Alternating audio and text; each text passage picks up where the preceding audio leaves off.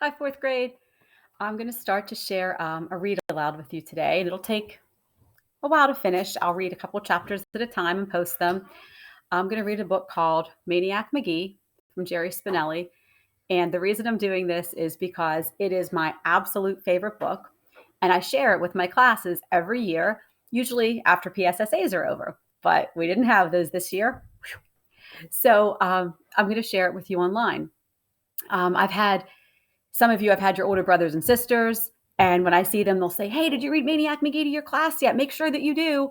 And kids I've had other years, they love this book. And I love it too. So I'm going to share some of Maniac Magee with you. Um, so this book is about a boy named Jeffrey Lionel Magee. He ends up being known as Maniac Magee.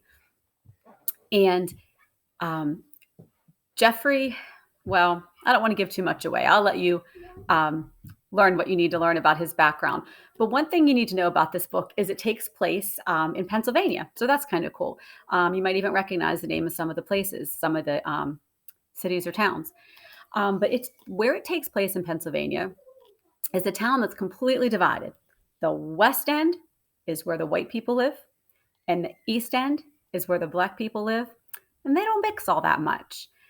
And it's kind of interesting some of the lessons that people on each side learn about each other throughout the book. And I think this book has such a great message that teaches us that about differences. So whether differences would be skin color or religion or beliefs or where we live or anything else, it teaches us that the more we know about people, the more we kind of realize we have a lot more in common than we even knew. Okay, this book, it's funny, you'll laugh, you'll cry. I'm telling you, this book, it has everything. It's the best. So I hope you enjoy. Maniac Magee. They say Maniac Magee was born in a dump. They say his stomach was a cereal box and his heart a sofa spring.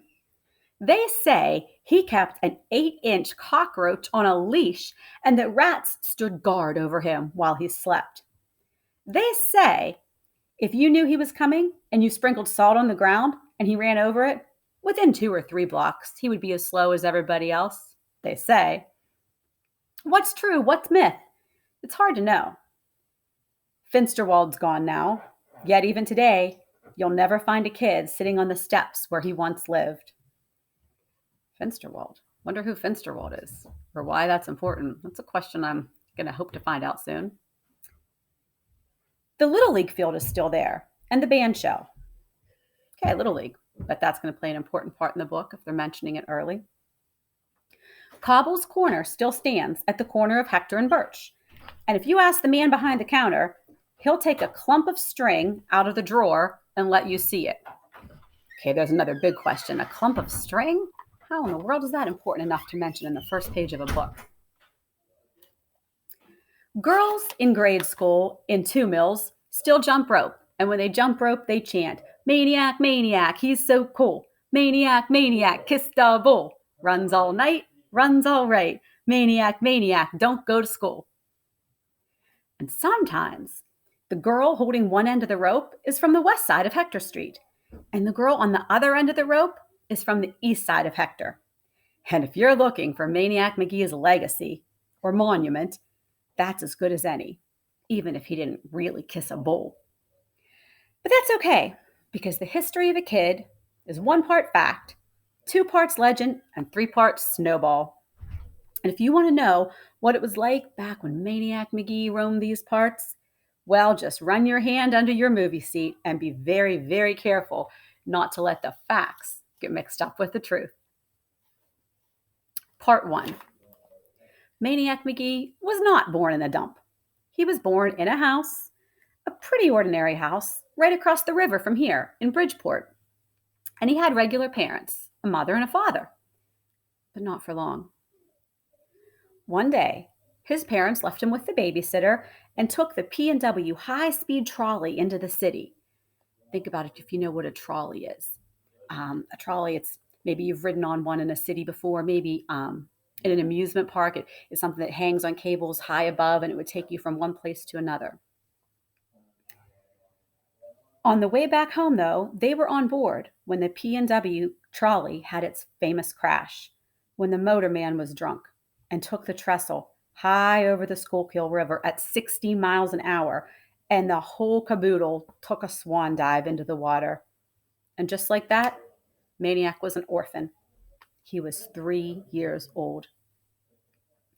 Of course, to be accurate, he wasn't really Maniac then. He was just Jeffrey Lionel Magee.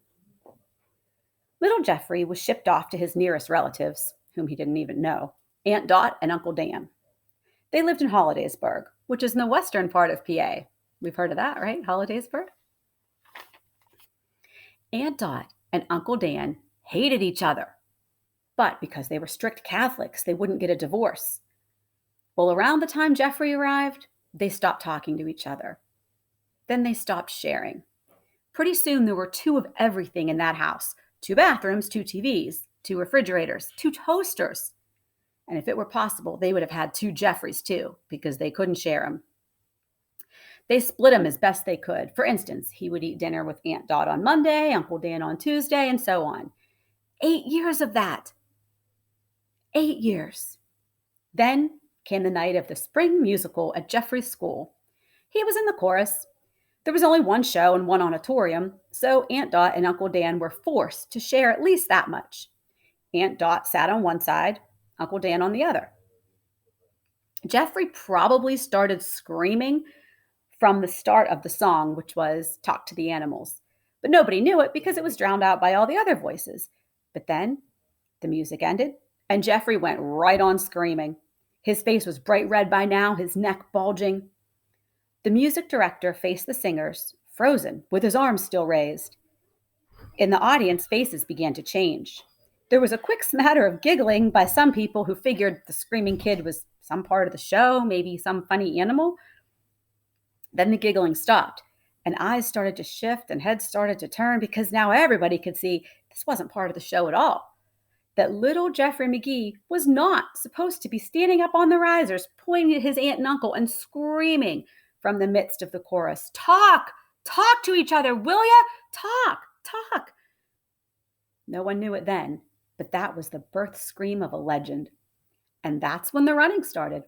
3 springy steps down from the bleachers, girls in pastel dresses screaming, the music director lunging, a leap from on the stage, and then out the side door into the starry, sweet onion grass smelling night. Never again to return to that house of 2 toasters. Never again to return to school.